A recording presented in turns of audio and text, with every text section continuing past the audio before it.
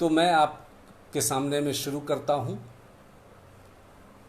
Cinema और समाज पर प्रभाव से पहले मैं बात करना चाहूँगा जो सिनेमा बनाते हैं उन लोगों का विचार थर्ड जेंडर के प्रति क्या पहले रहा है और अब क्या रहा है और उनमें क्या परिवर्तन हुए हैं, क्योंकि फिल्म तो वो बनाते हैं तब हम लोग देखते हैं। तो ये जो यात्रा है फिल्मी दुनिया की थर्ड जेंडर के प्रति सोचने विचारने का, वो अत्यंत रोचक है और बहुत आनंददायक है। बहुत सारे लोग जुट गए हैं, सरस्वती भी जुट गई हैं, कुलदीप भी। तो आप सब लोग जो लोग जुटे हैं उनका स्वागत है। तो उसमें हम देखते हैं कि याद करते हैं 1996, लगभग हम समझते हैं कि उन दिनों थर्ड जेंडर पर फिल्म तकरीबन नहीं बनी थी। तो 1996 में फिल्म बनती है अमोल पालेकर डायरेक्शन में दायरा। अमोल पालेकर को आप जानते होंगे, नहीं जान मतलब एक फिल्म का नाम याद दिला दूं आपको, पहेली, जो विजय दान देथा की कहानी दुविधा पर पहेली बनी थी, उसके डायरेक्टर अमोल पालेकर और बहुत बड़े डायरेक्टर हैं, बहुत अंतर्दृष्टि संपन्न डायरेक्टर हैं। तो उन्होंने फिल्म बनाई 1996 में ट्रांसजेंडर की समस्या को लेकर के दायरा। दुर्भाग्य ये हुआ कि दायरा फिल्म हिंदुस्तान में रिलीज ही नहीं हो पाई और विदेशों में इतनी प्रसिद्धि मिली उस फिल्म को कि आप सोच नहीं सकते हैं। जितने भी इंटरनेशनल फेस्टिवल हुए, वो टोरंटो इंटरनेशनल फेस्टिवल हो, लंदन इंटरनेशनल फेस्टिवल हो, न्यूयॉर्क इंटरनेशनल फेस्टिवल हो, उन सारे फेस्टिवल्स में वो फिल्म को बहुत सराहना मिली। और टाइम्स मैगजीन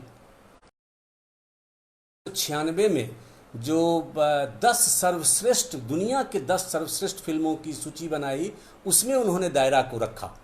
और वैसी फिल्म भारत में नहीं दिखाई गई। मैं बहुत कम समय लूँगा कि उस फिल्म को किस तरह से रिसीव किया दुनिया वालों ने। टाइम्स मैगजीन जिसकी बात मैं कह रहा हूँ, तो उनके एक ये फिल्म क्रिटिक हैं ट्रेवन जॉनस्टन, उन्होंने दायरा फिल्म के लिए लिखा कि विषयगत साहस की दृष्टि से शानदार फिल्म है यह फिल्म हिंदी सिनेमा की पूर्व की धारणाओं को खंडित करता है और आपकी संवेदना को स्पर्श करता है। मानवीय दुविधाओं का ऐसा फिल्मांकन किसी भी भाषा की फिल्म के लिए एक बड़ी उपलब्धि है। इसके अतिरिक्त भारतीय संगीत अपने सर्वोत्तम रूप में इस फिल्म में आया है। अब बताइए कि ट्रांसजेंडर की समस्या को तो लेकर के ही म्यूज़िक को लेकर के इस फिल्म की बहुत तारीफ हुई और आनंद मिलिंद इसके म्यूज़िक डायरेक्टर थे और उन्होंने बहुत बेहतरीन म्यूज़िक इसमें दिया। और समस्या तो थी ही। गे टाइम्स ने लिखा, वहाँ देखिए कि गे टाइम्स भी निकलता है। गे टाइम्स ने लिखा दायरा के लिए कि जिस सत्य को फिल्म में दिखाने की कोशिश की है, गरिमा और दृढ़ विश्वास के साथ कहा गया। तो अब इस फिल्म में है क्या? इस फिल्म में निर्मल पांडे ने ट्रांसजेंडर की भूमिका अदा की है। आप जानते होंगे कि निर्मल पांडे बहुत बड़े अभिनेता रहे हैं, उन्होंने उसमें फिल्म अदा की है। और एक लड़की होती है जो सोनाली कुलकर्णी जिसका नाम है, वो नायिका है, वो उसका गैंग रेप्ड होता है और वहाँ से वो जहाँ वो रहती है वहाँ से वो दूसरी जगह चली जाती है, पुरुष वेश धारण करके रहती है और उसकी मुलाकात इससे होती है, निर्मल पांडे जो ट्रांसजेंडर है उनसे होती है। तो वो पुरुषों से बहुत नफरत करती है और ये स्त्री वेश में निर्मल पांडे हैं, चूँकि वो ट्रांसजेंडर हैं। तो उन दोनों के बीच में लगाव होता है। बाद में उसको पता चलता है कि ये ट्रांसजेंडर तो है लेकिन ये पुरुष है और फिर काफ़ी मदद निर्मल पांडे जो ट्रांसजेंडर है वो करते हैं। तो इस तरह की वो फिल्म थी, लेकिन दुर्भाग्य ये हुआ कि भारतवर्ष में ये फिल्म रिलीज़ नहीं हो पाई। अब दूसरी एक इंटरनेशनल स्तर पर हम बात करते हैं। 2007 में दुबई इंटरनेशनल फेस्टिवल में एक फिल्म को नहीं दिखाया गया और वो फिल्म था द वर्ल्ड अनसीन और शमीम साहब उसके निर्देशक थे। वो फिल्म आपको LGBT मतलब लेस्बियन की समस्या पर वो फिल्म थी और 1950 में अफ्रीका के किसी प्रदेश में वो उसको बैकग्राउंड लिया गया था। तो कहा गया कि देखिए इस फिल्म को नहीं दिखाया जाएगा। तो तो ये जो 1996 से लेकर के 1907 में, और मैं अब आता हूँ 2013 में, बताइए कि किस तरह से दृष्टियां बदलती हैं। 2013 हिंदी फिल्म इतिहास का 100वां वर्ष पूरा हो रहा था, और उस 100वें वर्ष में पूरी फिल्मी दुनिया ने सोचा कि एक फिल्म अपनी ओर से भारतीय समाज को देना है, और वो फिल्म बनी बॉम्बे टॉकीज़। और इस फिल्म के बारे में तो मैं बाद में बताऊंगा, लेकिन इतना बता दूं कि वो 4 कहानियों पर आधारित वो फिल्म है, और उस फिल्म में 4 कहानियों में 2 कहानियां एलजीबीटी से संबंधित हैं। एक तो ट्रांसजेंडर पर है और एक गे पर है। तो मेरा कहने का मतलब है कि आप देख लीजिए यात्रा, फिल्मी दुनिया वालों की यात्रा देख लीजिए कि इस 25 वर्षों में विचारों में कितना बड़ा परिवर्तन आया, कि जो 1996 में फिल्म रिलीज़ नहीं हो पाई, वही दुनिया 2013 में जब अपनी ओर से कंट्रीब्यूट करती है तो वो ट्रांसजेंडर पर फिल्म बनाती है। ये हमारे लिए बहुत महत्वपूर्ण है, और मुझे लगता है कि ये विचारों में परिवर्तन का एक बड़ा दौर है जो कि सुखद है।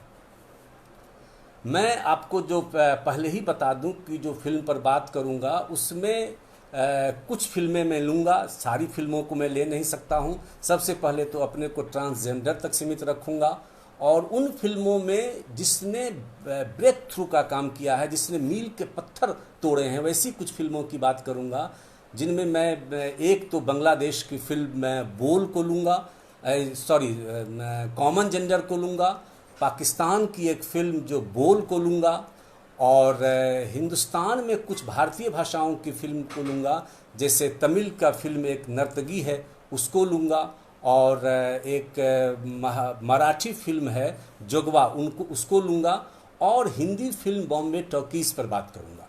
और इसी बीच में कुछ फिल्में जो महत्वपूर्ण हैं थर्ड जेंडर पर, वो चर्चे के क्रम में वो चीज़ें आ जाएंगी। मुझे लगता है कि जो फिल्में हैं उस फिल्मों के चर्चा से ज़्यादा महत्वपूर्ण है कि फिल्म वालों के लिए मुद्दे क्या हैं।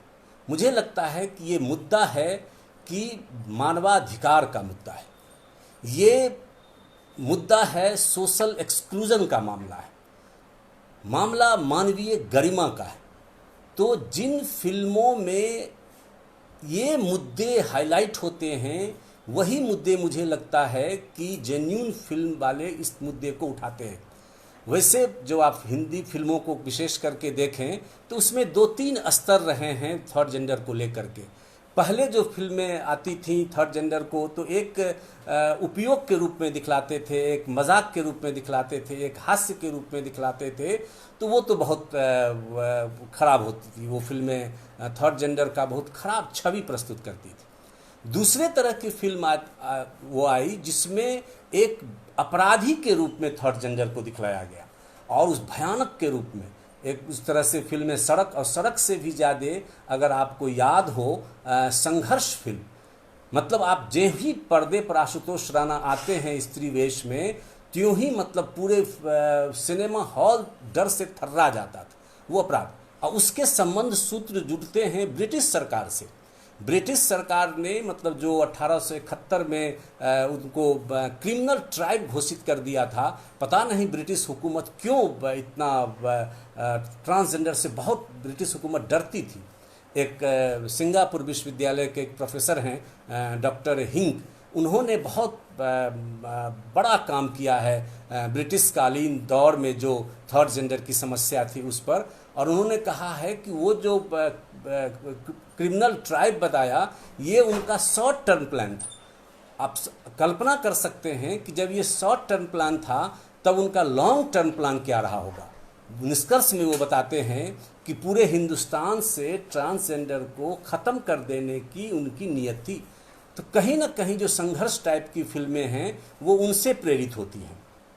अब हैं आपको बहुत जो बेहतरीन फिल्म है कॉमन जेंडर,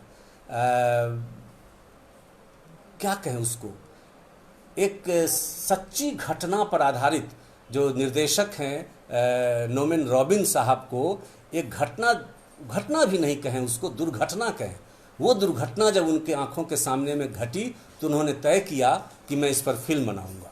और घटना क्या थी, वो किसी मॉल में या किसी सार्वजनिक जगह पर थे, तो वहाँ थर्ड जेंडर ने वॉशरूम का उपयोग किया और उस वॉशरूम का उपयोग करने के लिए उसकी जम के पिटाई हो गई और उस पिटाई होने के क्रम में सारे मूक दर्शक होकर के देखते रहे, किसी ने उसका कुछ प्रतिवाद नहीं किया।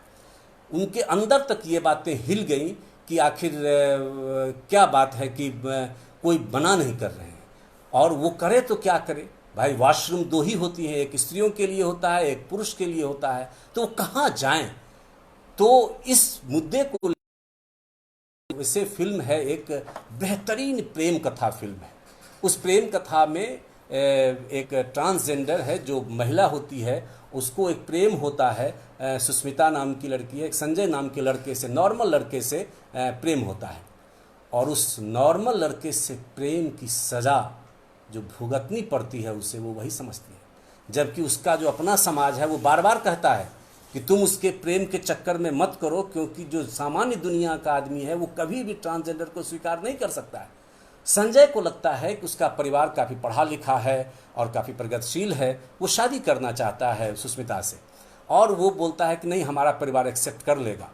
और दुखद सबसे वो घड़ी आती है जब वो अपने परिवार वालों से मिलाने के लिए ले जाता है वो ट्रांसजेंडर जो सुष्मिता है, और उसके परिवार वाले मिलने तक से मना कर देते हैं, वहाँ से उसको अपमानित करके विदा कर देते हैं और इस अपमान को वो बर्दाश्त नहीं कर पाती है। इतना प्यार था और वो अंत में जा कर के सुसाइड कर लेती है। तो इसका इतना दुखांत अंत है उसका। ये उसी कहानी में एक दूसरी कहानी चलती है, एक बबली नाम की कैरेक्टर है, वो भी ट्रांसजेंडर है और उसको बहुत याद आती है अपने परिवार की, अपने माँ बाप की याद आती है और उसको मन होता है कि हम जा कर के मिलें, लेकिन वो जानती है कि वहाँ मेरा एक्सेप्टेंस नहीं होगा, वो नहीं जा पाती है। दूसरी तरफ ऐसा नहीं है कि परिवार वाले बिल्कुल भूल जाते हैं, पिता नहीं जाता है, लेकिन माँ की बहुत वेदना है कि बबली से मिले हम।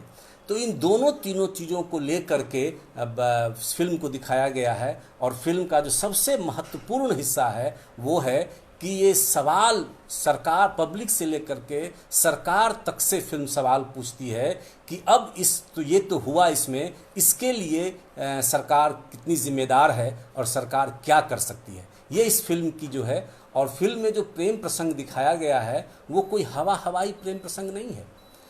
हम लोग जो आम जनता हैं वो समझते हैं कि अरे ये लोग प्रेम थोड़े ही कर सकते हैं, लेकिन उनका भी दिल होता है, उनका भी हृदय धड़कता है, वो भी प्रेम करते हैं। और जेन्यून में मैं एक साक्षात्कार फिरोज साहब ने लिया था, करनाल की एक थर्ड जेंडर हैं मनीषा। तो मनीषा महंत से जब फिरोज साहब ने, जो वंगमय पत्रिका के संपादक हैं, उन्होंने जब पूछा कि क्या वास्तव में थर्ड जेंडर के लोग भी प्रेम कर सकते हैं, तो उन्होंने क्या कहा सो सुनिए और कितनी संवेदनशील बातें उन्होंने की। उन्होंने कहा कि मैं किन्नर हूँ तो क्या हुआ, हूँ तो मैं भी इंसान ही और मेरे अंदर भी दिल है, कुछ भावनाएं हैं। प्रकृति ने प्रेम करने का अधिकार सभी को दिया है।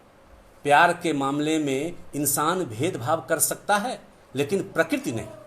ये बात इंसान सोच सकता है कि ये वैश्या है, ये प्यार के लायक नहीं, ये किन्नर है, ये प्यार के लायक नहीं। प्रकृति कभी ऐसा नहीं सोचती। मैंने भी किसी से प्यार किया था, तब मैं बहुत ही कम उम्र की थी, तकरीबन 14-15 साल की। तब के बाद न कभी उससे मिले, न कभी उससे बात हुई। यानी ये अनकहा प्रेम मनीषा का था। मनीषा कहती हैं कि ट्रांसजेंडर भी प्यार करते हैं। तो इस दृष्टि से प्यार को बहुत कोमल दृश्यों के साथ रॉबिन ने इस फिल्म बनाया। अब हम बात करते हैं, एक पाकिस्तानी बहुत बेहतरीन फिल्म है बोल फिल्म मुख्य रूप से, और ये मुद्दा ही है कि पितृसत्तात्मक समाज में ट्रांसजेंडर की क्या स्थिति होती है। ये जो हमारा समाज है ये द्विलिंगी समाज है। मैं तो यहाँ तक कहता हूँ कि द्विलिंगी भी नहीं, यह जो समाज है ये एक लिंगी समाज है। और वो जो सेकंड सेक्स जो कहती हैं वो सेकंड सेक्स हैं, वो सेकंड सेक्स कहने के लिए, यानी कि फर्स्ट सेक्स की आवश्यकताएं पूरी भर करने के लिए एक टूल्स के रूप में सेकंड सेक्स है। जब हमारे संस्कृति में कहा गया कि पुत्रः प्रयोजनः भार्या, यानी कि पत्नी की आवश्यकता ही है पुत्र प्राप्ति के लिए, तो आप समझ सकते हैं जहाँ द्वितीय सेक्स के लिए कोई जगह नहीं है, वहाँ ये तृतीय सेक्स के लिए कहाँ से जगह होगी। और इसी जो पितृसत्तात्मक है उस पर चोट करती, वज्र की तरह गिरती है ये फिल्म बोल। और शोएब मंसूर साहब बहुत बड़े निर्देशक हैं। खुदा के लिए उनकी फिल्म इससे पहले उन्होंने बनाई थी, बहुत बेहतरीन फिल्म थी, और उसमें उन्होंने अमेरिकी साम्राज्यवाद किस तरह से मुसलमानों के साथ दुर्व्यवहार करती है, मतलब अनाचार करती है, इस चीज़ को उस फिल्म में बहुत बारीकी से दिखाया गया था। तो बोल फिल्म में इसी चीज़ को, जो पितृसत्तात्मकता में ट्रांसजेंडर को दिखाया है, और उसमें एक हकीम साहब हैं, और हकीम साहब की आर्थिक स्थिति बहुत सामान्य है, लेकिन फिर भी बेटे की लालसा में उनकी 6-7 बेटियां हो जाती हैं, 7 बेटियां होती हैं, और उन 7 बेटियों के इंतज़ार के बाद उनको जो संतान होती है वो लड़का होता है। तो वो बहुत खुश होते हैं, बहुत प्रसन्न होते हैं, लेकिन ये खुशियाँ चंद लम्हों के लिए होती है। अचानक उनको पता चलता है कि ये जो लड़का है ये न लड़का है न लड़की है, और तब तो उनके ऊपर में जो है सो बिजली गिर जाती है। बहुत दुखी होते हैं, वो इतने दुखी होते हैं कि उन्हें लगता है कि वे खुद हिजड़े हो गए हैं, खुद नपुंसक हैं वो, इस तरह से उनको महसूस होता है। और फिर शुरू होती है उस बच्चे जो सैफुल्ला नाम रखा जाता है उसकी यातना कथा शुरू होती है।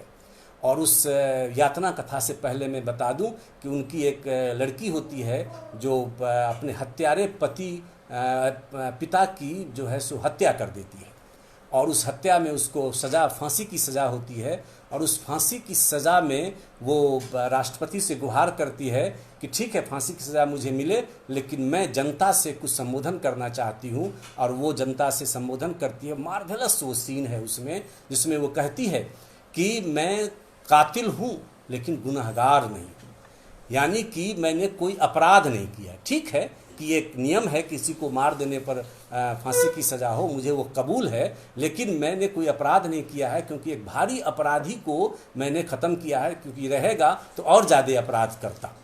और उसके बाद शुरू होती है फिर सैफुल्ला की यातना कथा। वो ट्रक के साथ काम करता है, कई जगह उसके साथ बलात्कार होते हैं, और वो बलात्कार नोटिस भी नहीं होता है।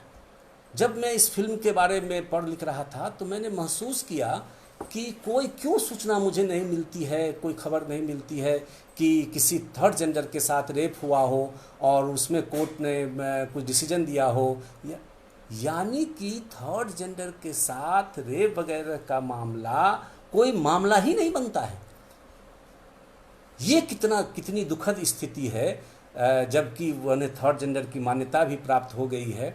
तो एक आत्मकथा आई हुई है लक्ष्मी की, मैं लक्ष्मी में हिजरा, और उसमें उन्होंने बहुत अपने साथ जो ये कोई फिल्म वाले कोई अतिशयोक्ति नहीं दिखाते, उस आत्मकथा में जो उन्होंने बताया है कि उनके साथ बहुत बोल्ड आत्मकथा है वो, और बहुत प्रसिद्ध है, पढ़ना चाहिए, वो वाणी प्रकाशन से प्रकाशित है। तो उसमें वो लिखती हैं कि उनके साथ रेप के संबंध में कि क्या कैसे हुआ। देखिए कितनी मार्मिक वेदना है। वो क्या कर रहा है ये समझने के लिए मैं बहुत छोटा था, पहले ही कमज़ोर, उसमें अभी अभी बीमारी से उठा हुआ, बीमार थी, दवाइयाँ जारी ही थी, इस वजह से थोड़ी दवाइयों की मदहोशी भी थी। मैंने उसका प्रतिकार किया या नहीं पता नहीं, मुझे कुछ याद नहीं, पर उसने जब मेरे अंदर घुसेरा तो मुझे बहुत तकलीफ़ हुई और चक्कर आ गया। बस इतना सा कुछ याद है। उसने बहुत प्रयासों के बाद मुझे जगाया और धमकाया कि अगर किसी को कुछ बताया तो देख लेना। ये पीड़ा है, ये दर्द है एक ट्रांसजेंडर की। और बोल ने इन पीड़ाओं को, इन संघर्षों को बहुत बेहतरीन ढंग से दिखाया गया है। अब हम भारतीय फिल्मों पर कुछ बात करें तो एक फिल्म है, तमिल फिल्म है, और उस तमिल फिल्म का मैं क्यों जिक्र करना चाहता हूं मैं बताऊंगा कि वो नर्तकी, जो नर्तकी उच्चारण करते हैं वो लोग, नर्तकी फिल्म है। और उसमें जो एक्ट्रेस हैं वो हैं कल्की सुब्रमण्यम। कल्की सुब्रमण्यम कई प्रतिभाओं से लैस हैं, ट्रांसजेंडर हैं और संपादिका हैं, एक ट्रांसजेंडर पत्रिका की संपादन करती हैं और नृत्यांगना भी हैं, सोशल एक्टिविस्ट हैं। और सबसे बड़ी बात है कि एक इंटरनेशनल संस्था है ट्रांसजेंडर के लिए, उसका जो भारतीय विंग है सहोदरी, उसकी वो निदेशक हैं। और हिंदी फिल्म मतलब भारतीय फिल्म में वो ट्रांसजेंडर के रूप में पहली एक्ट्रेस हैं जो ट्रांसजेंडर भी हैं और ट्रांसजेंडर की भूमिका भी अदा कर रही हैं। ये एक मैसेज है कि अगर हम ट्रांसजेंडर फिल्म बनाते हैं तो क्यों नहीं हम अधिकतर ट्रांसजेंडर जो लोग हैं उनको उसमें हम भूमिका में दें। तो वो फिल्म है, बहुत बड़ी फिल्म नहीं है, 1.25 घंटे की फिल्म है, इतनी बेहतरीन फिल्म है। उसमें जो ट्रांसजेंडर जो ये कल्की होती हैं उनके बालपन को से लेकर के बड़े तक को दिखाया गया है, किस तरह से उनको उपेक्षा मिलती है। मुझे वो सीन, मैं इस पर बोलने के लिए वो फिल्म में देख रहा था मैं, तो वो जिससे प्यार करती है वो बच्चे हैं, दोनों अपने अपने घर से कुछ सामान चुरा के लाते हैं और अपने अपने घर से लाए गए सामान को दोनों एक दूसरे को खिलाते हैं। ये अद्भुत दृश्य था पूरी फिल्म का। तो नर्तकी ऐसी फिल्म है जो हस्तक्षेप करती है कि किस प्रकार से एक ट्रांसजेंडर को परिवार की उपेक्षा मिलती है, कैसे सोशल एक्सक्लूजन होता है, और एक फिल्म में एक जर्नी ऑफ लव, एक प्रेम की यात्रा, बचपन से बड़े होने तक की यात्रा को भी ये दिखाती है। और क्रिटिक लोगों ने कहा कि ये ट्रांसजेंडर फिल्म में एक नई ज़मीन तोड़ने वाली फिल्म है। और विजय पद्मा इनके डायरेक्टर हैं, वो भी स्त्री हैं। तो एक ट्रांसजेंडर एक्ट्रेस और एक डायरेक्टर, इन दोनों ने मिल कर के फिल्म को एक विमर्श के रूप में भी स्थापित किया है। उसमें स्त्री विमर्श भी है और जेंडर ये ट्रांसजेंडर विमर्श भी है। एक फिल्म आई थी, बहुत बेहतरीन वो फिल्म थी, उसका मैं जिक्र करना चाहूँगा, वो है मराठी फिल्म है। और वो फिल्म कई दृष्टियों से महत्वपूर्ण है, खास करके जो अंधविश्वास हैं फैले हुए उसको लेकर के। तो वो फिल्म जोगवा फिल्म है। उस फिल्म में दिखाया गया है कि कैसे महाराष्ट्र और कर्नाटक में एक अंधविश्वास है कि किसी लड़की के बाल में अगर जटा हो जाए तो वो घर में रहने लायक नहीं होती है, उसको घर से निकाल दिया जाता है और देवी यलम्मा देवी के सेवा में उसको दे दिया जाता है। एकाकी जीवन जीना पड़ता है और जब कभी डांस वगैरह होता है जब उसमें मंदिर में, तब उस मंदिर में जा कर के जो है सो उसको सेवा देनी होती है। उसी तरह से किसी लड़के के अगर लिंग से अगर थोड़ा भी ब्लड आ जाए तो उसे माना जाता है कि ये हिजड़ा है और उसे भी घर से निकाल दिया जाता है।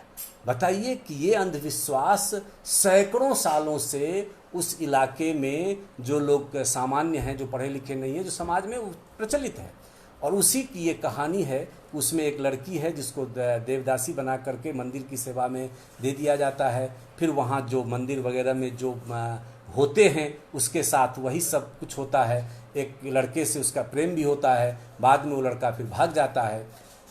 लेकिन वहाँ जो जिस लड़के को हिजड़ा बना करके रख दिया गया था उससे फिर उसका प्रेम होता है और फिर वो दोनों अपने जीवन को संवारने की कोशिश करते हैं। तो मूल रूप से ये फिल्म जिस प्रकार से धार्मिक आडंबर के और धार्मिक अंधविश्वास के नाम पर जो समाज में जो रूढ़ियाँ प्रचलित हैं, उसमें एक थर्ड जेंडर लोगों की क्या दुर्दशा होती है। जो थर्ड जेंडर नहीं भी हैं उनको भी ज़बरदस्ती थर्ड जेंडर बना करके पेश किया जाता है। तो ये एक बड़ी समस्या प्रति फिल्म थी। और सूली अत्तयप्पा इस फिल्म के कैरेक्टर हैं। और ये फिल्म है 3 कहानियों, जो चोडवा, भंडार भोग और दर्शन, ये 3 कहानियों पर ये फिल्में बनी हुई हैं। तो कुल मिला करके मैं ये बात करना चाहूँगा, अब थोड़ी सी हिंदी फिल्मों पर मैं बात करूँ। मैंने बताया कि आपको किस प्रकार से हिंदी फिल्मों के अधिकांश फिल्मों में एक असंवेदनशीलता के साथ थर्ड जेंडर को दिखाया जाता है। जैसे मैंने आपको सड़क संघर्ष वगैरह की चर्चा की, लेकिन कुछ अच्छी फिल्में हैं जिसमें बहुत ही संवेदनशील, वास्तव में वो संवेदनशील होते हैं।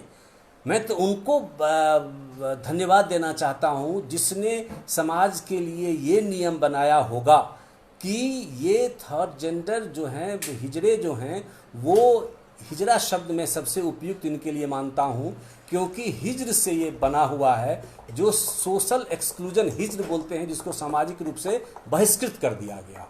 तो ये हिजड़ाओं को मंगल कामना के लिए निर्धारित किया होगा। हम सभी जानते हैं कि किसी शुभ अवसर पर ये मंगल कामना के लिए आते हैं, जन्मोत्सव में मंगल कामना करने के लिए आते हैं, विवाह में मंगल कामना करने के लिए आते हैं। तो कितनी बड़ी बात थी कि जिन लोगों ने सोचा होगा कि जिनकी इसकी उपेक्षा होती है, उनको एक मतलब शुभ कर्म से जोड़ा जाए। तो जो समुदाय, जो समाज मंगल कामना से जुड़ेगा, वो इतना वायलेंट नहीं हो सकता है। तो मैं मतलब वो फिल्म है, याद करता हूँ, वेलकम टू सज्जनपुर। अद्भुत वो फिल्म है।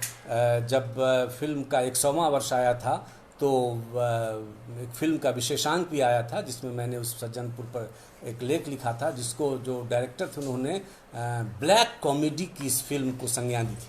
और आप लोगों को मौका लगे तो इस फिल्म को जरूर देखिए। एक और कारण से वो फिल्म महत्वपूर्ण है कि भारतीय सिनेमा के इतिहास में वो पहली फिल्म है जिसमें नायक और नायिका जो दलित हैं उनको दलित नाम से बुलाया गया है। वो कुशवाहा नाम रखा गया है नायक का, और कुम्हारी नायिका का नाम है। तो उस फिल्म में तो और कई प्रसंग हैं, चिट्ठी पत्री का माहौल है, लेकिन एक कैरेक्टर है जो इलेक्शन लड़ना चाहता है, जो ट्रांसजेंडर है और काफ़ी दबंग नेता हैं वहाँ, सरपंच काफ़ी दबंग हैं, और उस दबंगई में उसकी वो चलने नहीं देते हैं। तो आप देखिए कि जो सामान्य जो समाज का जो एक दबंग नेता है और एक ट्रांसजेंडर की नेता है, दोनों की मनोभूमि में कितना फ़र्क है। 2 पत्रों के माध्यम से उस फिल्म में दोनों लोगों के मनोभूमि को दिखाया गया है। पहली बार तो वो जो राम सिंह और जो सिंह समुदाय के लोग हैं जो इलेक्शन में लड़ते हैं, वो कलेक्टर को चिट्ठी लिखते हैं, और उनकी भाषा देखिए कितनी हिंसक भाषा है। वो लिखते हैं, ओए कलेक्टर देख, हमको हिजड़ा सरपंच नहीं चाहिए। नहीं चाहिए मतलब नहीं चाहिए। जब वो सरपंच हो जाएगा तो गांव में हो जाएगा ताता थैया। फिर आगे लिखता है कि थोड़ा लिखा ज़्यादा समझ। ये एक आम, मैं आम कह रहा हूँ, आम भारतीय नेताओं की भाषा है। वहीं जब वो काफ़ी प्रताड़ित करते हैं वहाँ के नेता लोग मुन्नी बाई को, जो वो इलेक्शन लड़ना चाहती है, वो डीएम को चिट्ठी लिखती है। मैं पूरी चिट्ठी नहीं, मैं थोड़ा सा अंश पढ़ रहा हूँ, और उससे आपको पता चलेगा कि क्या मानवीय संवेदनाएं क्या होती हैं। वो लिखती है, माननीय कलेक्टर साहब, हम हिजड़े भी इंसान होते हैं। इंसान कोनो अजूबा नहीं। पुरान काल का इतिहास उठा के देख लो। हम किन्नरों ने मेहनत मशक्कत करके समाज में अपना नाम कमाया है, पर आज आपके राज में हम पर चारों तरफ से अत्याचार हो रहा है। हुजूर, ये राम सिंह हमको बहुत धमकाए रहे हैं। हुजूर, ऐसे जैसे हम कोनो रावण हो। कहत हैं, अबे साले तू जनजात हिजड़ा है, हिजड़ा तुम लोगों को चुनाव में खड़े होने का कोनो हक नहीं है। ये कहा है हुजूर, क्या हमारा दिल नहीं धड़कता? हमारी आंखों से आंसू नहीं गिरते? हमारी सुरक्षा की व्यवस्था की जाए हुजूर, ताकि हम शांतिपूर्ण चुनाव लड़ सकें। आपकी और सबकी मुन्नी बाई। ये संवेदनाएं हैं एक जो हिजड़ा है, जो इलेक्शन का चुनाव लड़ना चाहता है, उसका ये मामला है। ये मुझे लगता है कि इस फिल्म के अतिरिक्त मैं अगर कुछ बात करूं तो चेतना सबसे महत्वपूर्ण है। चेतना महत्वपूर्ण है, और ये चेतना जिस प्रकार से दलित दृष्टि में दलित चेतना उत्पन्न हुई, वो दलितों ने लड़ करके संघर्ष करके एक मुकाम हासिल किया। किसी ने उसको तस्तरी में नहीं दिया। स्त्री विमर्श में स्त्रियों ने लड़ करके अपना लिया, और ट्रांसजेंडर को भी अपने से खुद से लड़ करके ही अपनी हैसियत मजबूत करनी होगी। हमारे समाज से बहुत उम्मीद की गुंजाइश नहीं है, और वो लोग ऐसा कर भी रहे हैं। मतलब जिस तरह से मुझे लगता है कि एक ट्रांसजेंडर विमर्श चलना चाहिए। एक उनका ब्लॉग में देख रहा था, आधा सच नाम से उनका एक ब्लॉग है, जिस ब्लॉग में वो बहुत ढंग से अपनी बात रख रही हैं और अपनी भी आलोचना कर रही हैं। उसमें उन्होंने लिखा 2010 में जो ट्रांसजेंडर का सौंदर्य प्रतियोगिता आयोजित हुई थी, उसमें उन्होंने कहा कि ये जो सौंदर्य प्रतियोगिता से हम लोगों का भला होने वाला नहीं है। इसमें जो कुछ बड़े लोग हैं वो लोग आ जाते हैं और पुरस्कार प्रतियोगिता लेकर के चले जाते हैं, जबकि जो वो लक्ष्मी हों या जो बड़े लोग हो चुके हैं, जो शबनम हैं, उन लोगों ने ट्रांसजेंडर के लिए क्या किया? कौन सा स्कूल खोला, कौन सा कॉलेज खोला, सरकार से उन्होंने क्या ये की? तो ये आपस में जो डिबेट है, जो आपस में जो विमर्श है, उसको वो लोग बता रहे हैं। और मुझे लगता है कि इन्हीं दोनों विमर्शों की तरह हम लोग जो सामान्य व्यक्ति हैं वो उसमें सहायक हो सकते हैं, उनकी सहायता कर सकते हैं। ये एक सिनेमा का समाज में सीधा असर पड़ता है, इसलिए सिनेमा जगत को भी समुदाय की संवेदनशीलता को सामने लाने में सहायता करनी चाहिए। बिल्कुल आप सही कह रहे हैं। और वो अब सिनेमा ने ऐसा किया भी है, कई ऐसी फिल्में बनी हैं जो इनकी समस्याओं को वो दरमियाँ हों या ये सारी शबनम मौसी हों, बहुत बेहतरीन फिल्म है शबनम मौसी, ये सारी फिल्में इस तरह की चीज़ों को ला रही हैं। अब मैं एक फिल्म की चर्चा करके और फिर थोड़ा सा एक न्यायालय की बात मैं करूँगा। बॉम्बे टॉकीज़। बॉम्बे टॉकीज़ जो फिल्म है वो हिंदी फिल्म के इतिहास में कई कारणों से महत्वपूर्ण है। एक तो फॉर्म के लेवल पर ये इसमें शिल्प के लेवल पर बहुत नया इन्वेंट किया, एक नया शिल्प दिया इस फिल्म में।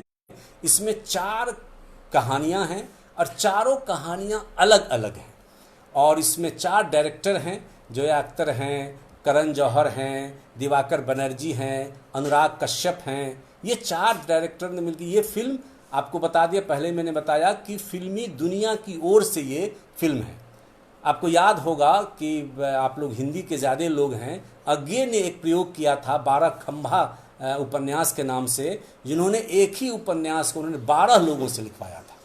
मन्नू भंडारी और राजेंद्र यादव ने भी मिलकर एक इंच मुस्कान में एक चैप्टर राजेंद्र यादव लिखते थे, एक चैप्टर मन्नू भंडारी लिखती थी।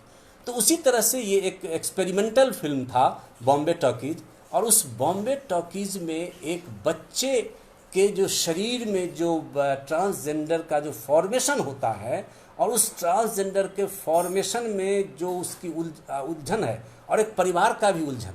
मैं ये भी कहना चाहूँगा कि देखिए, ट्रांसजेंडर पर बड़ी बड़ी बात जैसे मैं कह रहा हूँ, ये कहना जितना आसान है उतना ही उसको झेलना कठिन है। और वो जिसके परिवार में ये बच्चे इस तरह के पैदा होते हैं, उनकी वेदना भी ये नहीं है। वो ये नहीं चाहते हैं कि हम अपने बच्चे को नहीं रखें। समाज ने ऐसा क्रिएट किया हुआ है, उस समाज के आगे वो मजबूर होते हैं। तो उसमें एक बच्चा है जिसका पिता चाहता है कि हमारा बच्चा फुटबॉल खेले और फुटबॉल में अच्छा करे, लेकिन वो जब फुटबॉल में जाता है तो एक बार भी बॉल वो पकड़ ही नहीं पाता है। उसे नृत्य आकर्षित करता है। वो जब शीला की जवानी गाना सुनता है तो उसके अंदर से कुछ सेक्रेशन होता है, और वो अंदर से उसकी बाहें और उसके पैर थिरकने लगते हैं। तो कहने का मतलब ये है कि उस चीज़ को हम अभिभावक को गौर करना चाहिए अपने बच्चों। ये नहीं है कि कोई जन्म से ट्रांसजेंडर होगा, ये धीरे धीरे धीरे धीरे वो लगभग 7, 8, 9 साल तक ये लक्षण प्रकट हो सकते हैं। लेकिन जो ही वो डांस करते वगैरह देखता है तो उसका पिता उसको पीटता है, उसकी माँ उसको दुखी होती है, लेकिन फिर उसकी संवेदना को समझने वाली उसकी बहन ही होती है। बहन उसकी संवेदना को समझती है। और एक दृश्य है, वो अद्भुत दृश्य है जिसमें उसकी बहन को टूर पर जाना होता है, लेकिन दोनों चुकिया मिला करके भी पिताजी उसको टूर पर पैसा देने के लिए नहीं देखते हैं। इस क्रम में अलीगढ़ फिल्म भी महत्वपूर्ण है। देखिए, मैं जो हूँ ना, वो अलीगढ़ फिल्म बहुत महत्वपूर्ण है, गे की समस्या पर है। और अगर मैं LGBT को ले लूँ तो बहुत विस्तार हो जाएगा, मतलब लेस्बियन भी लूँ, गे भी लूँ, तो मैंने अपने आप को इसमें केंद्रित किया है सिर्फ ट्रांसजेंडर फिल्म पर। निश्चित रूप से अलीगढ़ बहुत महत्वपूर्ण फिल्म है और अलीगढ़ से वो फिल्म जुड़ती भी है। जो इसमें नायक होते हैं मनोज बाजपेयी, वो अलीगढ़ के ही किसी प्रोफेसर साहब जिनके साथ बहुत गे की समस्या को लेकर के बहुत यातनाएं झेलनी पड़ी और अंत में आत्महत्या करनी पड़ी। ये भी क्लियर नहीं है कि वो आत्महत्या थी कि हत्या थी। तो इस तरह से उनके साथ बहुत दुर्भाग्यपूर्ण हुआ। तो हम उस गे की समस्या पर या लेस्बियन की समस्या पर मैं नहीं जाना चाहता हूँ। अगर ट्रांसजेंडर फिल्म के ही बारे में कुछ बात कर लूँ तो मैं बता रहा था कि बॉम्बे टॉकीज़, तो बॉम्बे टॉकीज़ में जो वो बच्चा है, वो जो एक सीन है जिसमें उसकी बहन जाना चाहती है, लेकिन वो जब देश में स्त्रियों को आज भी देवदासी बनाया जाता है तो फिर किन्नर समाज की स्थिति क्या होगी हम समझ सकते हैं। लेकिन कुछ अंधभक्त लोग अवसर पर्दा डालने की कोशिश करते हैं। बिल्कुल अकरम, आप सही कह रहे हैं, ये बहुत बड़ी समस्या है और समाज को ही संवेदनशील होना होगा, अपने हक की लड़ाई लड़नी होगी। मैं समझता हूं कि इसमें युवा सबसे सार्थक भूमिका अदा कर सकते हैं। हम पुरानी पीढ़ियों से ज़्यादा उम्मीद नहीं कर सकते हैं। हम युवा जो हैं, मतलब मैं भी अपने को युवा में ही शामिल कर लूँ अगर, क्योंकि कोई भी युवा उम्र से नहीं विचार से होता है। तो अगर हम युवा सोच लें कि थर्ड जेंडर के प्रति एक सामाजिक परिवर्तन की बात करें, तभी कुछ कर सकते हैं। और उनकी जो लड़ाई है, उनके जो हक है, उनके साथ हम कदम से कदम मिला करके चलें, तभी सामाजिक परिवर्तन हो सकता है। तो बॉम्बे टॉकीज़ में मैं उस बात को, अपनी बात को पूरी करना चाह रहा हूँ, कर लूँ। तो बॉम्बे टॉकीज़ में जो दोनों चुकिया, बहुत सुंदर दृश्य है कि दोनों अपना अपना चुकिया लाते हैं, उसके बाद भी 250 रुपये कम पड़ जाते हैं। तो उस गुल्लक से वो 250 रुपये, तो एक योजना बनाते हैं कि एक छोटा सा शो का आयोजन करते हैं। और वो दोनों मिल करके एक मोहल्ले में ही, जब माता पिता उनके बाहर गए होते हैं, तो एक शो का आयोजन करते हैं। और उस शो के आयोजन में मोहल्ले के लोग जुटते हैं और वो उसी जो उसके सपने में जो आती है शीला की जवानी वाला गीत, तो वो कैटरीना शायद उस भूमिका में है, तो कैटरीना का जो वो गाना है, उस गाने पर वो डांस करता है। अब वो मैं उस गाना को मैं बहुत अच्छा नहीं मानता था, लेकिन पता नहीं जब उस बच्चे को मैंने देखा शीला की जवानी पर गाना करते हुए, तो मुझे उस बच्चे से तो प्यार हुआ ही, मुझे उस गाने से भी प्रेम हुआ। और बहुत मैंने अच्छे से उस गाने को देखा, इतना बेहतरीन वो डांस करता है, सारे लोग बहुत इंजॉय करते हैं। तो कहने का मतलब है कि एक कला विकसित हो रही है उसमें। उसको, उस कला को गार्जियन को चाहिए, उस कला को समाज को चाहिए कि जो इसमें हो रहा है उसको विकसित होने दिया जाए, न कि उसको ज़बरदस्ती। मैं तो यहाँ तक मानता हूँ समाज इतना, मतलब क्या कहें, कूढ़ मगज होता है कि अगर कोई बच्चा पैदा होता है, वो बाएं हाथ से लिखने लगता है, तो उसको ज़बरदस्ती जो परिवार जो है उसको दाएं हाथ से, उसको लगता है कि बाएं हाथ से लिखेगा तो कुछ जुल्म हो जाएगा। भैया, बाएं हाथ, उसको कुदरत ने बायां हाथ मजबूत बनाया है, उसको आप अगर ज़बरदस्ती राइट हैंड कर दीजिएगा तो बहुत अच्छा उसमें नहीं कर पाएगा, उसमें आप रहने दीजिए। हमको याद है क्रिकेट खिलाड़ी सुरेंद्र जो थे, वो लेफ्ट बैटिंग करते, लेफ्ट हैंड से करते थे। कई लेफ्टिस्ट हैं जो बहुत अच्छे हैं।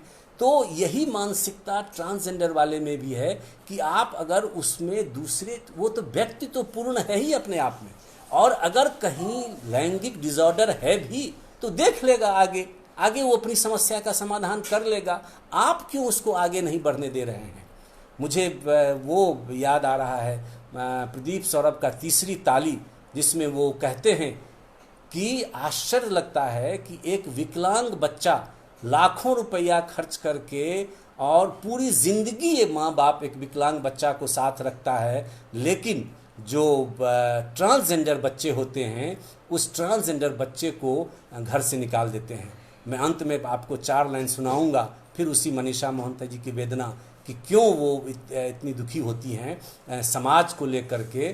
तो ये है, एक बहुत बड़ी जो है सो राहत मिली अप्रैल में, जब सुप्रीम कोर्ट ने उन्हें ये दिया, थर्ड जेंडर का अधिकार उनको दिया कि अब आप एक तृतीय लिंग के रूप में, चलिए तृतीय ही सही लेकिन लिंग के रूप में उन्हें दिया। और वो भी मुझे महत्वपूर्ण नहीं लगता है, महत्वपूर्ण मुझे सुप्रीम कोर्ट का जजमेंट लगता है। जिस भाषा में सुप्रीम कोर्ट ने जजमेंट दिया है, मैं चाहूँगा कि मैं आपको वो कुछ जजमेंट को मैं आपको पढ़ के सुनाऊँ। मतलब वो काव्यात्मक पंक्तियाँ हैं जो उस जजमेंट में उन्होंने कहा। उन्होंने कहा कि न्यायालय ने, जो जज थे, शायद ही कभी हमारा समाज इस ओर ध्यान देता हो कि जिस सामाजिक आघात, घोर वेदना और पीड़ा से हिजड़े समुदाय के लोग गुजरते हैं उसकी कद्र की जाए। दरअसल उस समुदाय के सदस्यों की सहज अनुभूति, विशेषतः उनके दिमाग, शरीर और जैविक लिंग की कद्र न करना उनकी अवमानना है। देखिए, ये वक्तव्य है उच्चतम न्यायालय के जजों का। हमारा समाज कार्यस्थल, दुकान, मॉल, सिनेमा तथा अस्पताल जैसे सार्वजनिक स्थलों पर हिजड़ा का मजाक बनाता है, गालियां देता है, दरकिनार करता है और अस्पृश्यों की तरह व्यवहार करता है। समाज की यह नैतिक विफलता ही है कि हम भिन्न लैंगिक अस्मिता को अपने में समावित नहीं कर पाते हैं।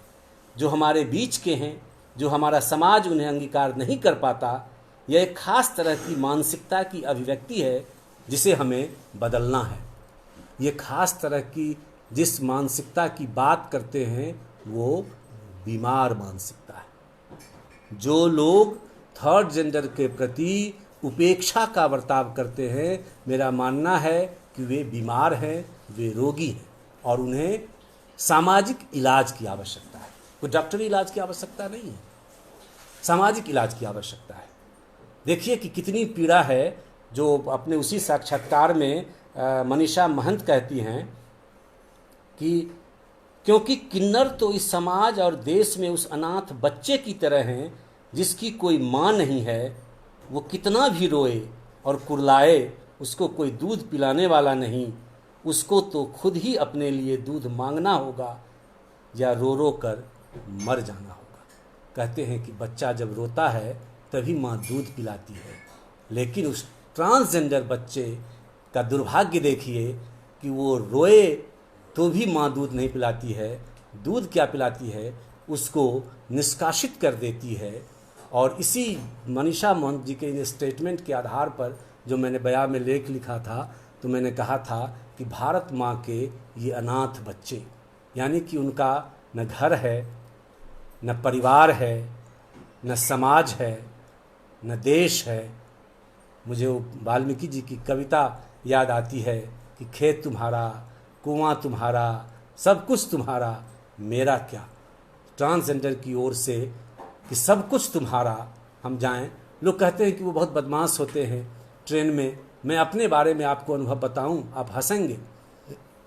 जब मैं जेएनयू में एडमिशन लेने के लिए आ रहा था ट्रेन से, तो उससे पहले मुझे कोई ट्रांसजेंडर से डायरेक्ट कोई बहुत नज़दीक से पाला नहीं पड़ा था। तो जब मैंने देखा कि हमारे कोच से जस्ट पहले 2-3 में ट्रांसजेंडर समूह आ रहा है और वो हम लोगों जैसे उम्र में युवा था उस समय में, तो वो किसी का वो गाल छू रहा है, निकाल पैसे ये कर रहा है, तो मैं इतना मतलब लज्जित महसूस किया कि मैं सोने का एक्टिंग करके मैं सो गया वहाँ, कि हमें मेरे पास ना आए।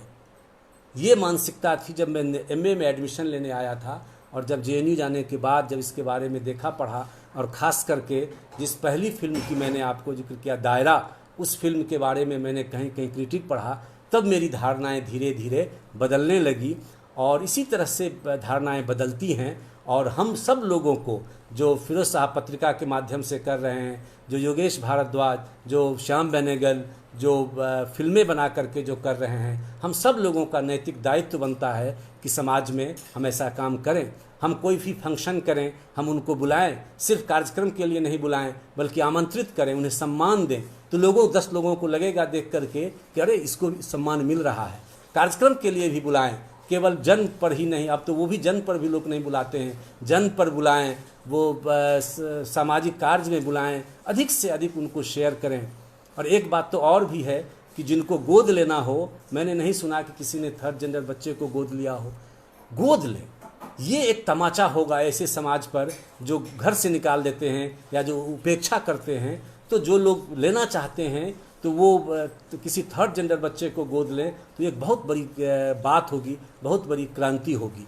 लेकिन अभी फ़िलहाल जो परिवर्तन हो रहे हैं, लेकिन अभी समाज से बहुत ज़्यादा की उम्मीद नहीं की जा सकती है।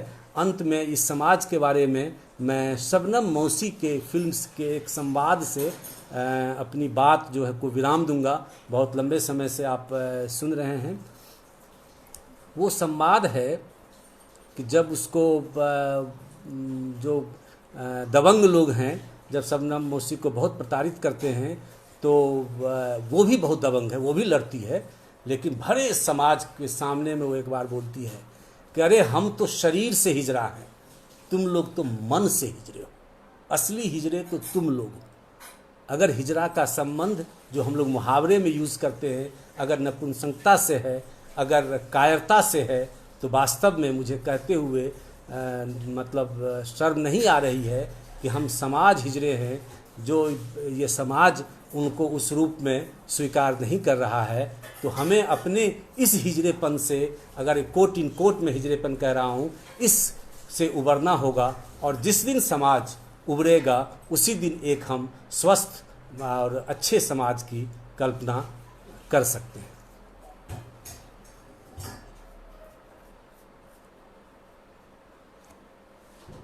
फिरोज सर से निवेदन है कि वो आगे बढ़ाएं, अच्छी बात है। वो समाज ही नहीं, मैं एक बार क्वेश्चन को देखने की कोशिश करता हूँ कि जिसमें कुछ ऐसे क्वेश्चन हों जो लिंग भेद को आधार उपयोगिता है, उन्हें समाज के लिए नहीं उपयोगी माना जाता है। लिंग भेद का आधार उपयोगिता है। बिल्कुल आशीष जी, आप सही कह रहे हैं। जो फिल्म वाले भी होते हैं उपयोगितावादी दृष्टि से, सारी फिल्में नहीं, लेकिन कई फिल्में ऐसी होती हैं जो उपयोगितावादी उपयोग करते हैं, और कई ऐसी भी फिल्में होती हैं जो मुद्दे को केंद्रित करते हैं, जो समाज और लेकर के सरकार तक से सवाल करती हैं, जो ट्रांसजेंडर की आइडेंटिटी का सवाल है, उनके अस्तित्व का सवाल है, उनके मानवीय गरिमा का सवाल है, उससे करते हैं। वो माँ हो ही नहीं सकती जो बच्चे से भेदभाव करते हैं। बिल्कुल सविता जी, आप सही कह रही हैं। सही बात, ट्रांसजेंडर होते ही उनका कोई नहीं है, कोई नहीं है इस पृथ्वी पर। लेकिन एक दिन समय ज़रूर ऐसा आएगा जब हम सब लोग उनके होंगे।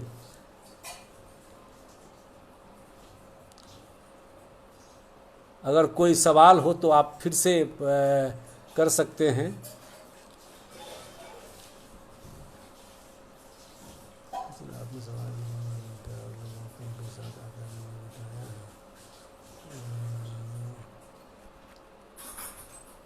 बहुत ही महत्वपूर्ण, बिल्कुल कहा। कई लोग बाएं हाथ से हैं, अमिताभ बच्चन भी हैं, राही मासूम राजा दोनों हाथ से लिखते थे। क्या बात है, ये तो मुझे भी पता नहीं था, जबकि मैं राजा साहब को पढ़ाता हूँ और उनकी सारी रचनाएं। बाजारवादी सिनेमा आज के फास्ट फूड जैसा है, स्वाद है पर सेहत के लिए कुछ नहीं। सारी फिल्मों के बारे में, अधिकांश फिल्मों के बारे में तो ये बात सही है। क्या कारण है कि उनकी भाषा में गाली गलौज जुड़ जाती है? राम लखन जी का ये सवाल है कि क्या कारण है कि उनकी भाषा में गाली गलौज जुड़ जाती है। गाली गलौज जुड़ नहीं जाती है, वो कई बार सायास भी जोड़ते हैं। आप तो राम लखन जी गांव के हैं, गांव में के लोगों में तो गालियां जो हैं सो वो वाणियों की तरह झरती रहती हैं। मतलब मैं भी गांव का हूं, और कई गालियां हैं जो गालियां मानी ही नहीं जाती हैं, और बहुत गंदी गालियां हैं वो। तो गांव में लोग गालियां देते हैं। मैं एनसीसी में था, तो एनसीसी में जो सिखाता था, जो थापा साहब आते थे सिखाने के लिए, वो गालियों से नीचे बात ही कैडेट से नहीं करते थे। तो हमारा एक कैडेट था जो बिगड़ गया बहुत, तो कहा कि बेटा ये गाली नहीं है, ये आशीर्वाद है। तो जो थर्ड जेंडर के लिए जो गालियाँ मुँह से निकलती हैं, तो उनका रहन सहन, उसका परिवेश, हमने तो परिवेश दिया ही नहीं उनको, तो गाली नहीं बकेंगे तो क्या बकेंगे। लेकिन उनकी गालियों को भी हमें आशीर्वाद समझना चाहिए, और वो आशीर्वाद देते ही हैं। अगर आपको कभी मिले तो जो मंगल गीत तो गाती हैं, हाँ, अरे लड़का खेले ऐसो होना, अरे लड़का खेले ऐसो होना, तो वो एक गाना होता है, वो उनका हमारे मिथिलांचल में बहुत प्रसिद्ध है। तो उनमें देखिए क्या कितना गाली के विपरीत एक मंगल कामनाएं हैं। हीरो किसी खास त्यौहार के मौके पर इसके विवाह करके उन्हें मंगलसूत्र पहनाकर पत्नी स्वीकार करते हैं, लेकिन समाज के सामने नहीं छिपकर। देखिए समाज, सिनेमा तो बनाना आसान होता है, तो सिनेमा तो बना देते हैं और मंगल सूत्र भी पहना देते हैं, लेकिन समाज चूँकि सच है, यथार्थ है। लेकिन ऐसा भी हुआ है, मैं अभी फ़िलहाल आपको उदाहरण नहीं दे सकता हूँ, लेकिन मैंने पढ़ा है कि समाज में भी कई लोगों ने शादियाँ की हैं आपस में, और सिनेमा इसलिए बनाते हैं कि लोग इससे देखें और इससे प्रेरणा ग्रहण करें। तो सिनेमा और समाज दोनों एक दूसरे से प्रभावित होते हैं। बाज़ारवादी फिल्मों को बनाने की परमिशन ही नहीं होनी चाहिए।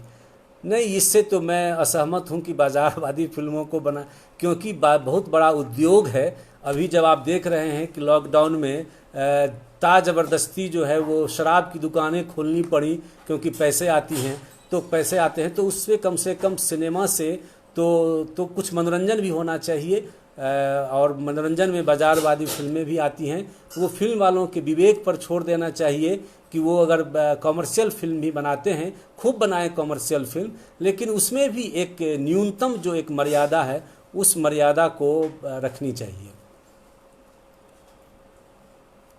अनफ्रीडम अच्छी फिल्म है। इस फिल्म के बारे में मैंने सुना है फिरोज़ भाई, लेकिन मैं उस फिल्म को मैंने देखा नहीं है। मैं उसी के बारे में चर्चा मैं कर सकता हूँ जिसको या तो देखी है या जिस पर मैंने बहुत विचार जो है वो किया है।